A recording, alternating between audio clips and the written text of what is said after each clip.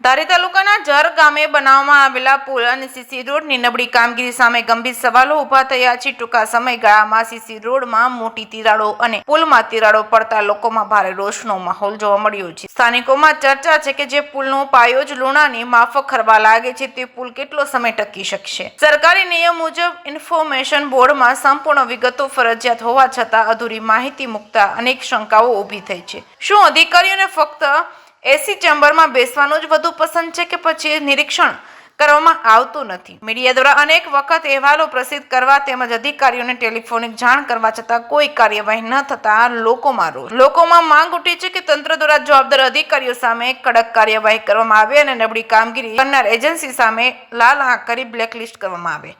શું તંત્ર હવે કડક પગલાં લેશે કે પછી લોકોના ટેક્સના પૈસાનો આમ જ બેફામ વેડફાટ થતો રહેશે?